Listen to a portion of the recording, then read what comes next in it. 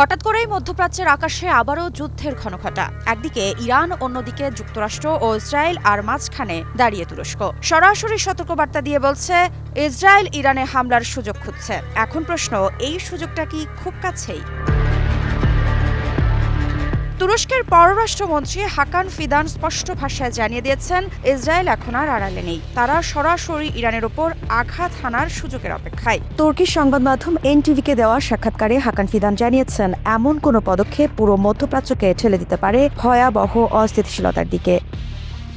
তবে শুধু কথার মধ্যেই সীমাবদ্ধ থাকেননি তিনি। তেহরান সফরে গিয়ে ব্যক্তিগতভাবে ইরানের শীর্ষ নেতৃত্বকে সতর্ক করেছেন। একজন প্রকৃত বন্ধু হিসেবেই তিনি এই তিক্ত সত্য জানিয়েছেন বলেও জানান তিনি।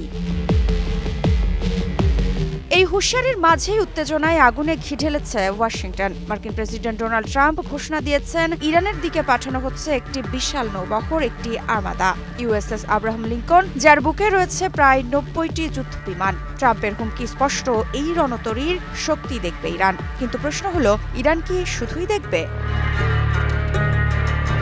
ইরানের জবাব এক কথায় যুদ্ধ মানেই সর্বাত্মক যুদ্ধ।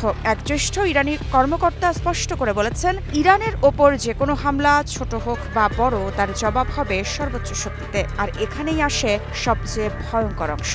মধ্যপ্রাচ্যে যুক্তরাষ্ট্রের কমপক্ষে ১৯টি সামরিক ঘাঁটি রয়েছে। তার মধ্যে সবচেয়ে বড় কাতারের আল উদেই।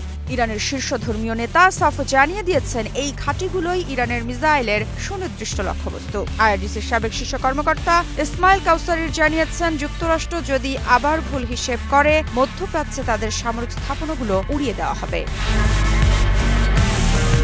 তবে কি ২০২৬ সালের জানুয়ারিতে এসে ইরানের ভেতরের বিক্ষোভ আর অস্থিরতাকে ঘিরেই এই সামরিক তৎপরতা কি পরিকল্পিত?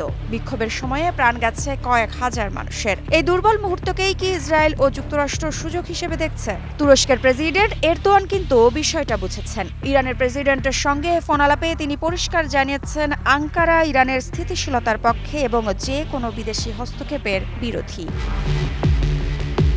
কি বুঝলেন ভাই? অনলি যেটাই চাই।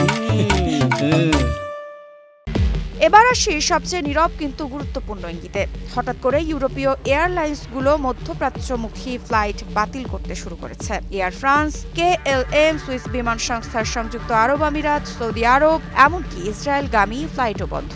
তাদের যুক্তি ভূ রাজনৈতিক ঝুঁকি। তাহলে যুদ্ধের আগাম আঁচ কি পেয়েছে ইউরোপও? সব প্রশ্ন এখন এক জায়গায় এসে দাঁড়িয়েছে। ইসরায়েল কি সত্যিই ইরানে হামলার সিদ্ধান্ত নিয়ে ফেলেছে? যুক্তরাষ্ট্র কি শুধু শক্তি দেখাচ্ছে, নাকি যুদ্ধের প্রস্তুতি নিচ্ছে? আর ইরান প্রথম আঘাত পেলে পাল্টা জবাবে কি করতে পারে? মৃত্তিকা সিনহা বিশ্বাস, নিউজ 24।